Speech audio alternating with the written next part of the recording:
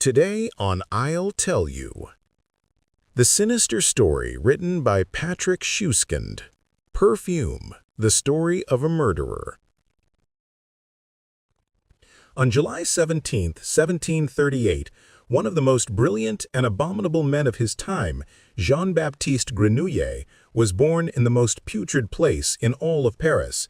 His first cradle was the entrails and waste of dead fish in the refuse pit of the market stall attended by the woman who bore him. She hoped the infant would die amidst the putrefaction, as 4 other offspring she had birthed and condemned had already done.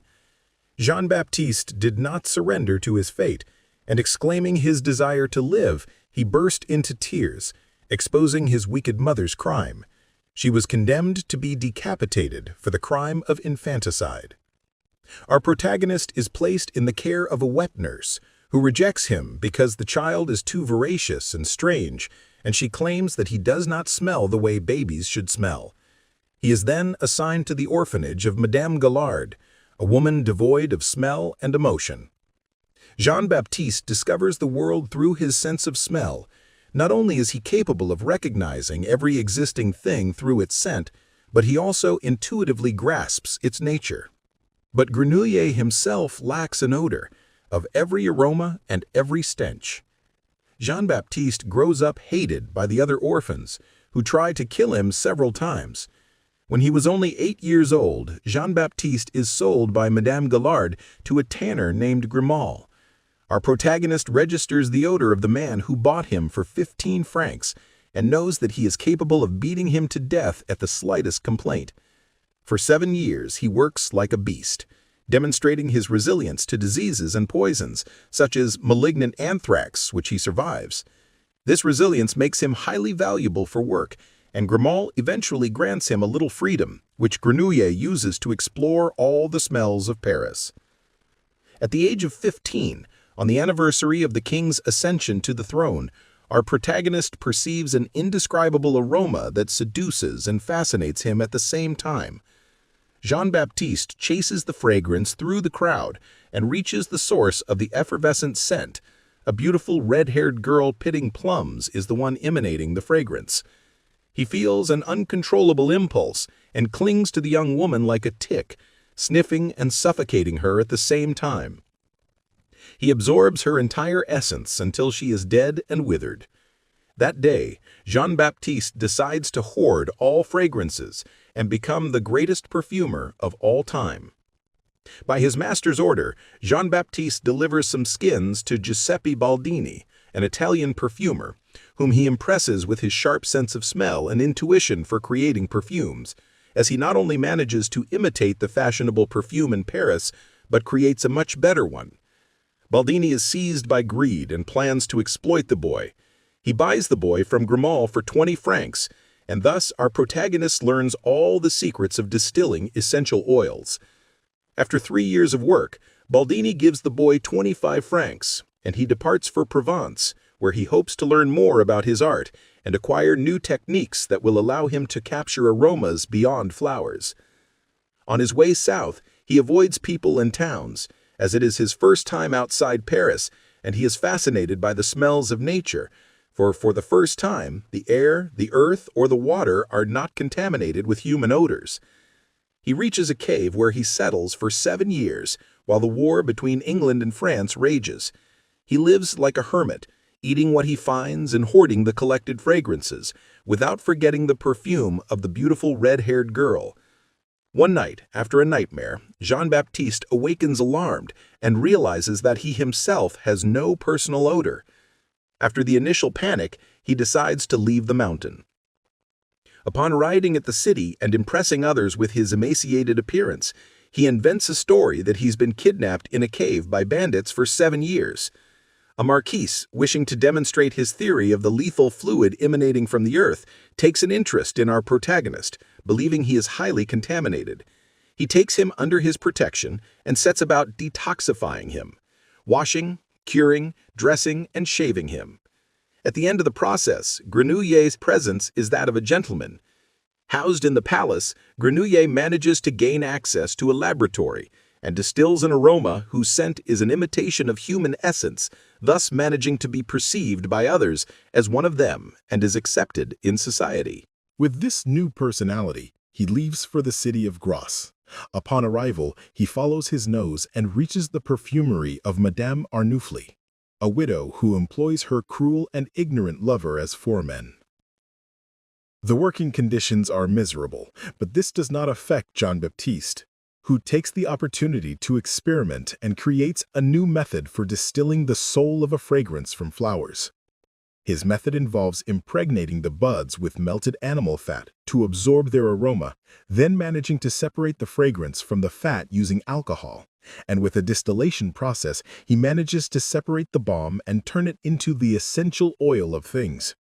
He discovers that his method can extract the scent of everything. For example, he manages to capture the essence of a doorknob, the smell of a stone, and even the aroma of a puppy, which he kills quickly and cruelly. While strolling through the city, he discovers a particular fragrance, like that of the young red-haired girl in Paris. Our macabre protagonist locates a beautiful girl named Laura. But this time, unlike in Paris, he decides to wait until he can perfect his method to steal the fragrance and thus capture it forever in a perfume. To achieve this, Grenouille decides to practice by seeking out and murdering young, beautiful, and virginal girls. The murders are methodical and dispassionate. The first thing he does is strike them on the head, strip them naked to absorb their bodily fluids, and shave their hair. Then he embeds them in animal fat to distill their perfume. The crimes generate fear and chaos in the city. 24 young women are found dead, and the city authorities try by all means to stop the murderer. Even the bishop announces the excommunication of the criminal, and the murders seem to stop. But Antoine Riches, Laura's father, fears more than ever for his daughter, as he deduces that the killer is a collector, and Laura, the most beautiful woman in the city, is the only missing piece. Antoine and Laura flee Grasse and stay at an inn outside the city. Grenouille follows them, guided by his sense of smell. That very night, while the innocent girl is sleeping, he murders her. Jean-Baptiste then manages to complete his brilliant work. With the essence of the fragrance of all his virginal and beautiful victims, he distills a perfect perfume that unites the best attributes of the innocence, sensuality, and longing of the sacrificed young women in a pure emulsion unlike any other. However, the innkeeper gives Grenouille's description to the authorities, and he is arrested, as his victims' clothes are found in his house. He is condemned to die slowly and painfully by having his joints broken, as this is the punishment considered appropriate for the cruel, perverse, and unrestrained nature of his crimes.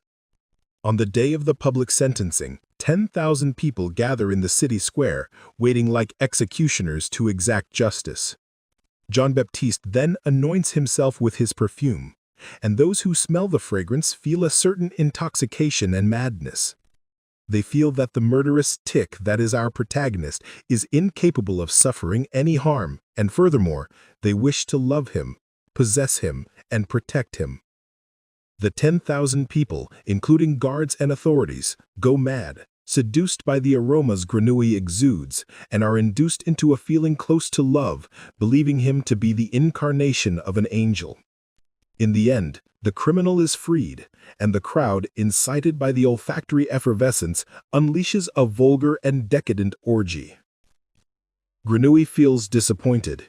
He looks with contempt and disgust at his executioners. Even Laura's father, who hated the criminal with all his might and wished the greatest torture for the murderer, now loves him and wishes to adopt him. But this is not what Jean-Baptiste desires from people.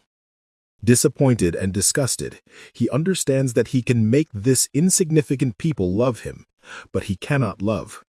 Only the feeling of hatred he feels for others and has experienced in his miserable existence seems to satisfy him, since his destiny has always been to corrupt what is pure, and his path has been paved with the death of everyone with whom he has been associated in life, such as his mother, the head of the orphanage, the tanner, the Italian perfumer, and the widow and lover couple.